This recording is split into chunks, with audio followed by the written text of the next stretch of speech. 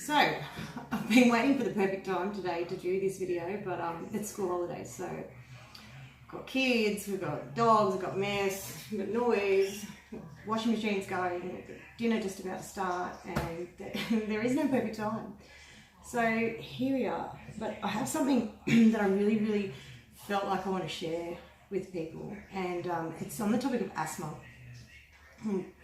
As a family, we've had a lot to do with asthma. We've got 3 boys, 19 years old, just 8 years old, and nearly 6 years old. And our first 2, both in their own ways, are classified as severe asthmatics.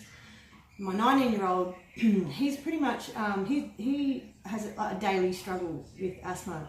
He relies on his Ventolin puffer, and over the years he's been on preventers, and when he was young, hospitalised and had huge asthma attacks and things like that. But he's he hasn't grown out of it, but he's probably more grown into it. So but yeah, he still heavily relies on Ventolin puffer. The thing is, with our younger one, with Jude, he's our middle child, he's 8. He is, I would say, chronic asthmatic. His story is basically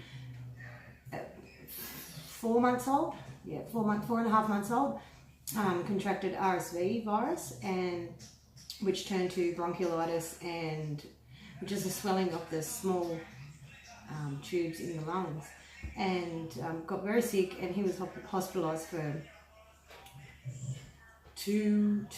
around 2 weeks. He was very sick with that. And then at about 10 months old, he contracted whooping cough. And I mean, he was fully vaccinated, and he somehow managed to contract whooping cough, and he got really sick with that again. But I mean, he was hospitalised, but he recovered from that too. But ever since then, he has had respiratory problems, and now we know it to be classified as some form of asthma. So, but the thing with Jude, that's our 8-year-old, is that his asthma is kind of like a secondary response to anything that he comes into contact with. So if he comes into contact with, a virus or an ear infection or a sore throat or just a common cold, he will then get these bouts of awful asthma and respiratory problems nearly instantly. So I don't know how many times I've sat at doctors' offices with Jude on day 2 or 3 of his asthma or illness, waiting to see a doctor and get a prescription we get Respiratory, which is prednisone, and it's a steroid, because it gets to that point where he gets so much air trapped inside that he can't get it out. Everything's inflamed and he can't get it out, and the only thing that helps him is a steroid.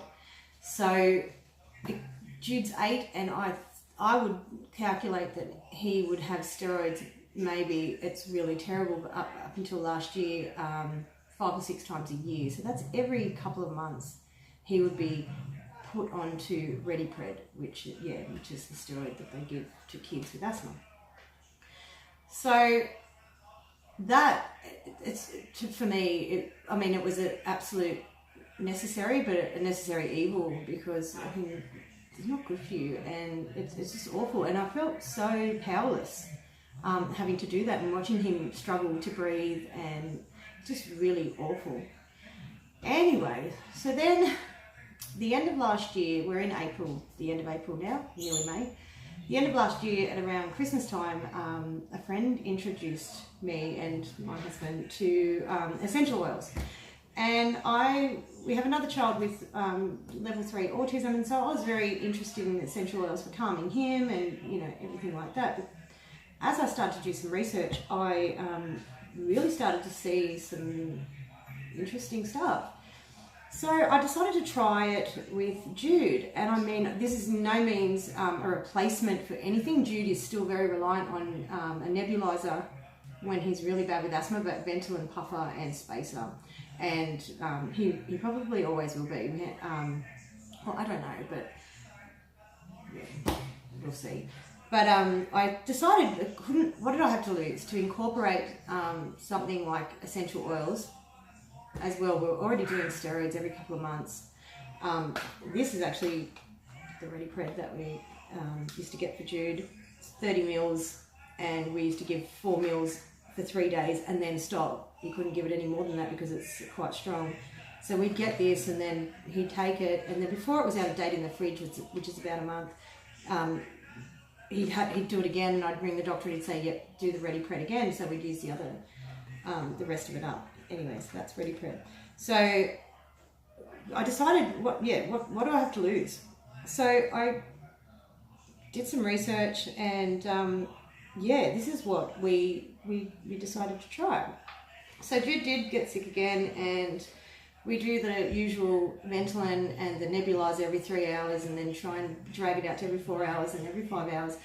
And Jude usually gets to the point where he's going okay, and then he has a week worth of nights where in the middle of the night he just, he can't, the air is so trapped in there, he can't get it out, and so the only way it comes out is if he does a big vomit, and this big air bubble comes out, and we call it air bubble asthma. And once the air bubble's out, then he seems to go back to sleep, and he's fine until it happens again the next morning.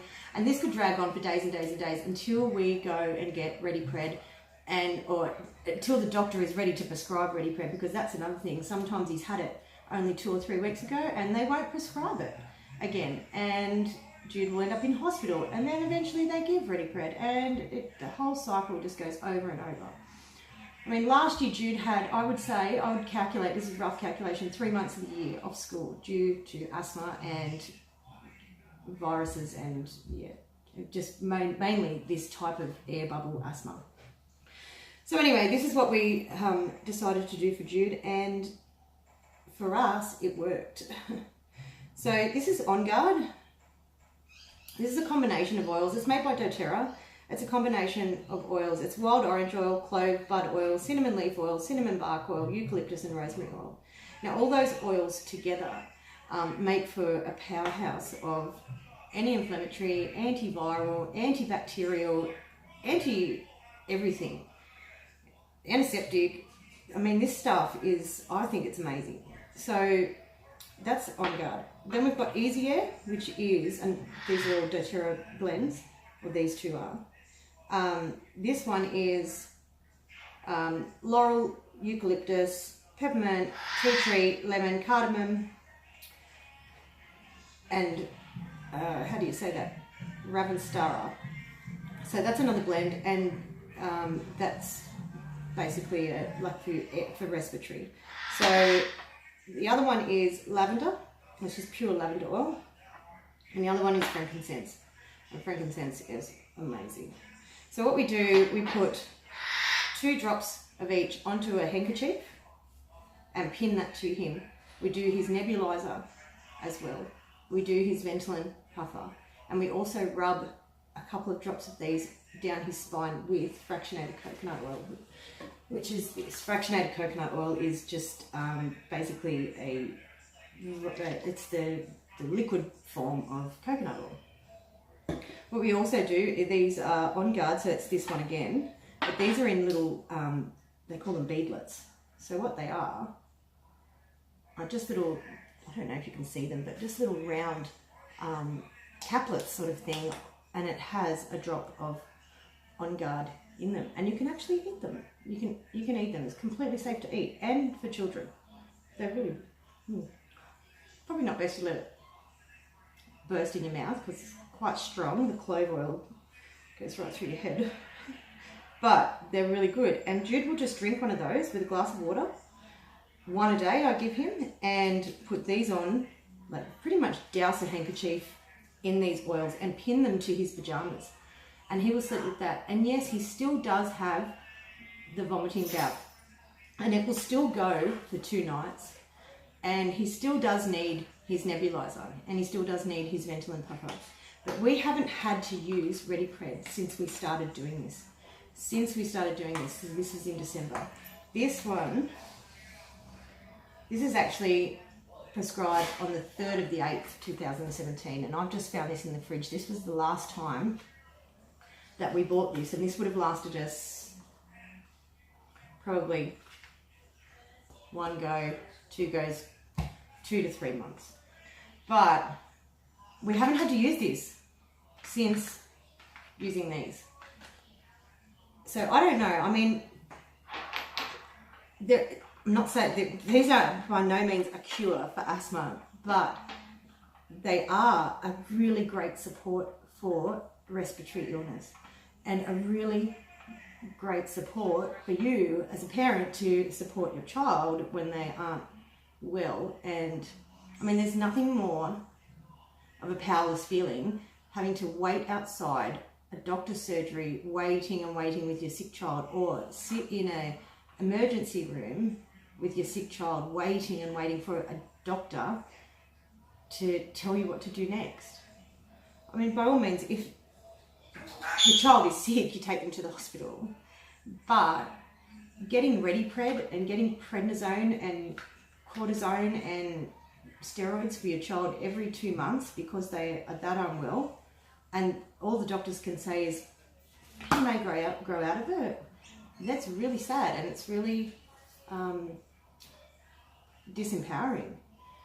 So yeah, I just thought that I want to share that with you, so you know that there are other options to try and help people with asthma, especially children, and they're natural, they're not steroids. Anyway, that's it.